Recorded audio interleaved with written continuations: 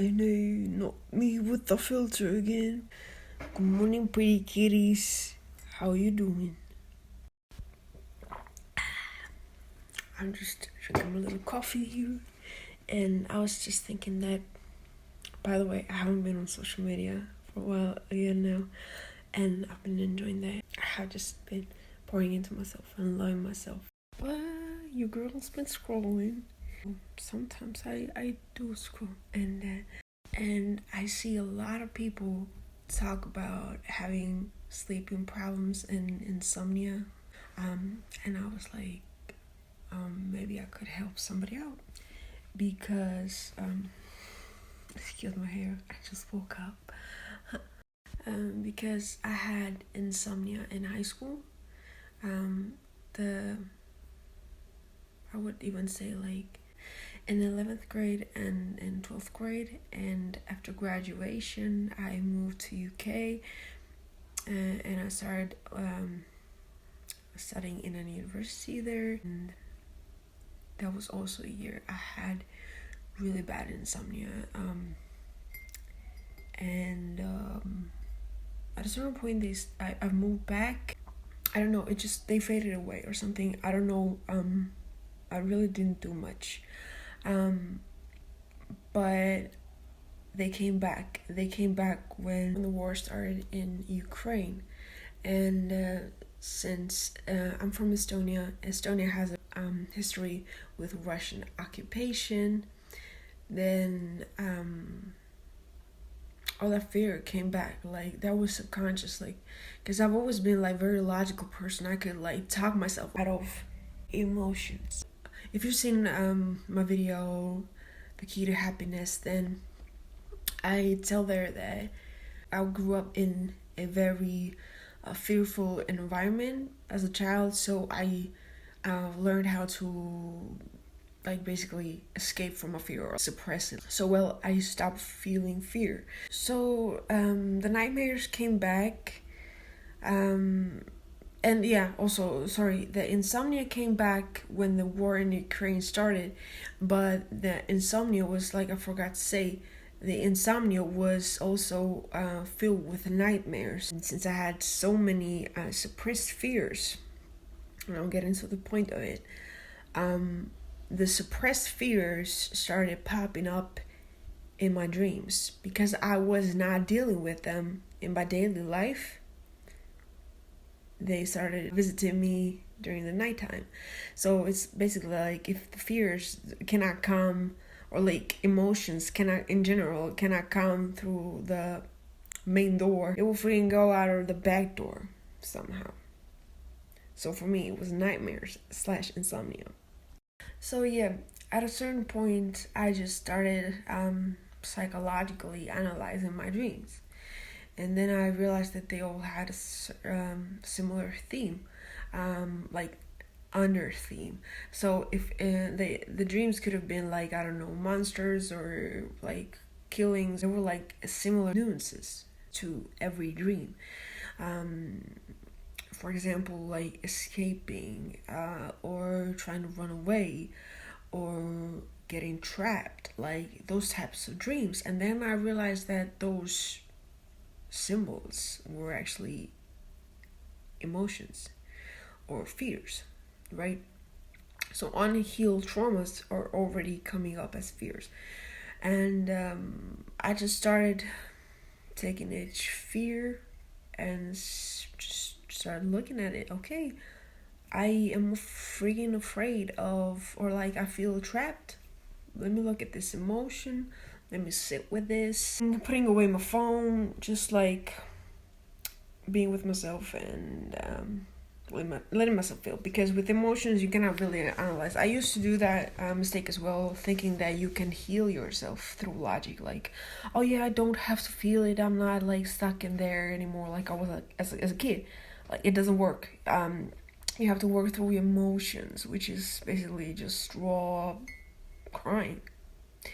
And sometimes it like very rarely doesn't require crying, but usually it does.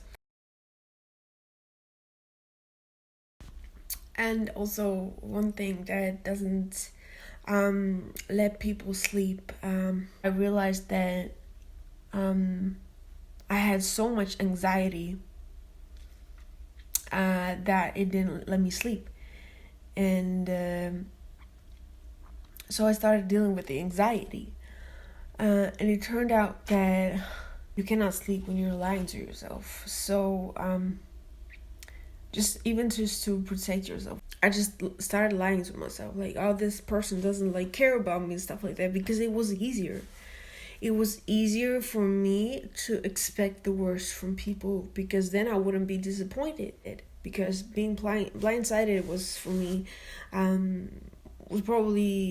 has probably been the most traumatic experiences ever. Because when you think someone is your person or your friend, or like you're gonna like, or the one, or stuff like that, or trustworthy, like it doesn't have to be a personal relationship at all. It could be like just a coworker, and then boom, suddenly you realize, oh my god, like that person betrayed me, or like that person did that, and you realize, oh my god, all this time I had like a very I over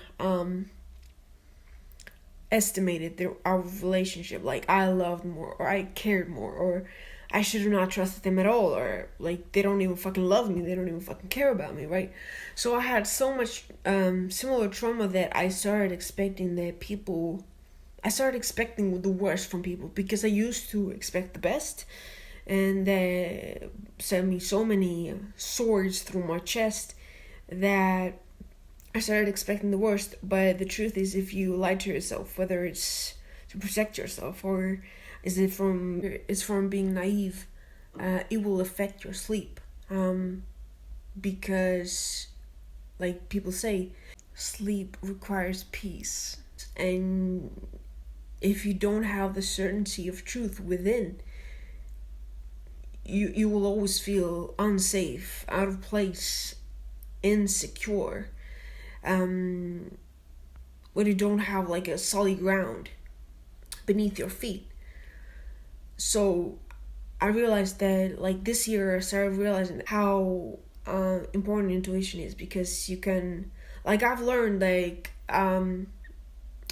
that people can pretend they love you, people can pretend they don't love you, but like it doesn't matter. Ultimately, a person's behavior is not the ultimate truth, because people can pretend they don't love you, but they really do.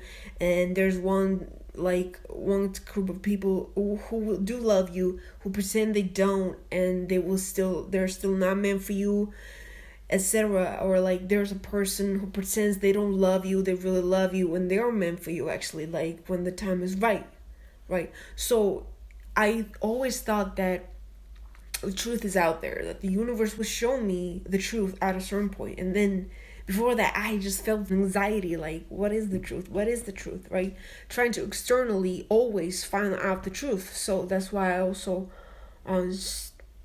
stuck around narcissists for so long. Emotions aren't intuition. And I remember, like, a little bit after high school, I cut off a person who was a narcissist. And then I think I had like sleeping problems because I had so much guilt. And I believe that you cannot sleep when you have guilt. And I really believe that emotions were also intuition, like deep emotions. Like if I feel it very deeply, then it must be true, right? So I felt like a lot of guilt for cutting off a narcissist, because I thought like, oh, maybe I was wrong about that person and stuff like that. And then I also developed sleeping problems.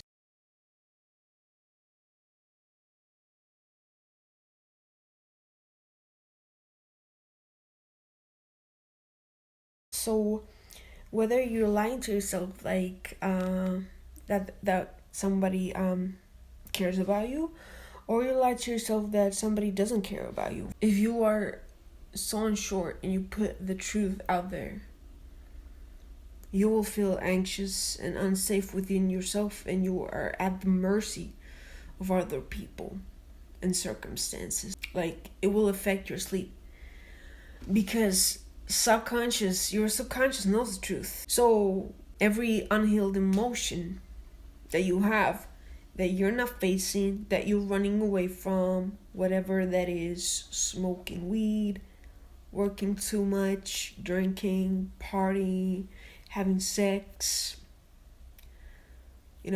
just being busy, focusing on everything but yourself, it's gonna come back at you when you're sleeping. So when you have sleeping problems, I really, really hope you learn to help yourself. And this is the time where you should really prioritize self-love, self-compassion, patience, understanding within yourself. Like, be that person for yourself you never had. I'm just talking to myself. Give yourself the love you never had when you were a child. Because the chances are when you have insomnia, you learned to hide away all the scary parts when you were a kid because you couldn't, as a kid, deal with heavy emotions. And don't look at the insomnia as a bad part of yourself. I know it's hard, and it will affect your daily life, but look at it as your subconscious mind being your friend, not your enemy. It tries to help you so you could finally find peace. And the last thing, which is required for a good night's sleep, is self-forgiveness. So if you have a lot of insomnia, you need to forgive yourself for something, because these are just examples of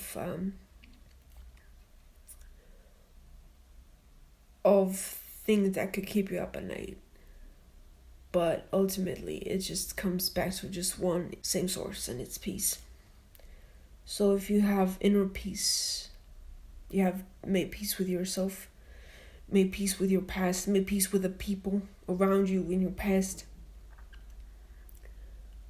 you can sleep again. And I am so grateful for myself that I don't have insomnia anymore, and I sleep like a baby. And trust me, it has been a ride, because I still did suffer from it for years without knowing why. And also a few practical tips if you're still in the midst of healing or in the beginning. What helped me sleep is the valerian root pills. They're good for your brain. They're not chemicals. And sleeping teas, and I usually like to make a little bit of hot cocoa with a little bit of milk or soy milk, and then I would hit the hay, and that would help me sleep. Even if I woke up in the middle of the night, I would just make myself a cup of cocoa. I know there are cocos that have a lot of caffeine in it, but the cocoa I drink has the opposite effect. It rather makes me really sleepy, and it doesn't make me pee. And I cut off coffee. Like, if I had insomnia, I cut off coffee because coffee stimulates the nervous system, and you don't want any nervous system stimulation before sleep. And I realized that even if I drank coffee like midday, I would still be up until 5 a.m. So it didn't matter when I drank the coffee. So I'm really suggesting, if you possibly can, hold the coffee until you get your sleep on track again.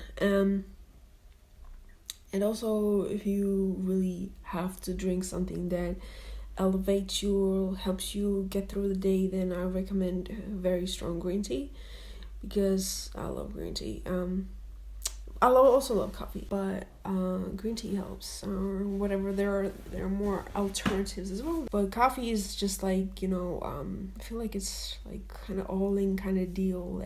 Like green tea is gonna like fade softly, but coffee is like when I had insomnia, the coffee has been for me like the all in kind of deal. Like you cannot take it back anymore. If it's in your brain, it's in your brain for like 24 hours and that's it. So for me, it was like that. When I had insomnia, I felt like the coffee was in me for 24 hours. It felt so. Maybe because I feel like double wired. I also realized that good night's sleep also goes hand in hand with your physical health and well-being. For example, if you haven't taken any walks, if you have been sitting at home a lot, or if you haven't been eating very healthy, that's something to look at as well. Because when I had insomnia, I just started very prioritizing like taking walks. Maybe you like journaling, maybe you don't. It doesn't matter, but like walking helps.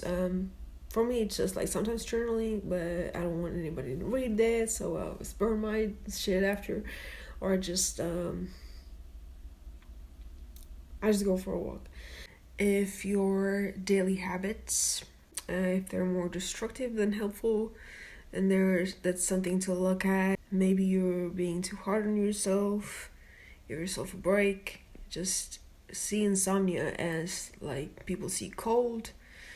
If they have a cold, they take extra care of themselves. So if you have insomnia, take extra care of yourself. What else? Just for me, it helps go like also helped going hermit mode, so I could just be with myself, not taking too much other people's energy, and just being more with myself, doing things that I love. Take time to have fun. Take time to do the things you love. Or just, I don't know, even watch your favorite movies or series or something like that. Something that also you don't always have to work, literally or spiritually or whatever. You can let yourself relax. I've realized that sometimes if I have I have a bad sleep, not insomnia but bad sleep, that sometimes it's because I don't really let myself relax.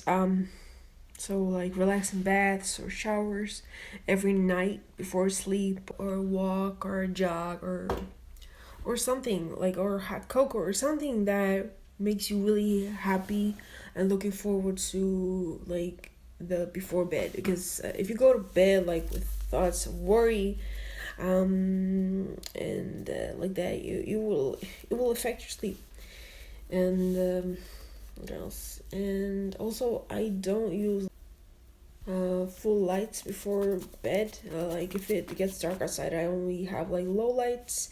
I also take showers with a candle, because your brain, if you always have like full lights, from the point it gets dark till the point you go to bed, then your body still thinks it's day. But if it gets dark outside and you only have like low lights and you don't really use full lights all the time, and your body starts thinking like, oh, the sun is setting, right? So your brain starts producing melatonin for you to start getting sleepy, right? So by the time you go to bed, it's like your body has already been like, oh, okay, it's sunset already. I'm gonna like start producing the chemicals that help you fall asleep. So by the time you go to bed, you're just like knocked out. And also, if you have a lot of worries, you cannot fall asleep, then seriously start thinking about journaling. If you don't like journaling, I personally prefer to record myself, and then if I need to, then re-listen my thoughts. So you can try that if you want. But I really suggest, if you have a lot of worries, to get them out. You don't even need another person. Sometimes another person has their own thoughts about the topic. I feel like a paper or a or something that doesn't, it cannot, like, it just takes the information in and doesn't have a response, is better. So if you don't have anybody, don't worry, it's not important. Okay, my neighbor started his daily endeavors of renovation that have lasted for 2 years. So I think it's right time to wrap this video up. If you have any questions about insomnia or anything, then you can leave your questions under this video, and I will gladly help you navigate through this process. But remember, always be kind to yourself and love yourself, and try to be the person you always wanted to have for yourself, and trust me, you'll get through this. Thank you so much for watching, and see you on the next video. Bye. I love you.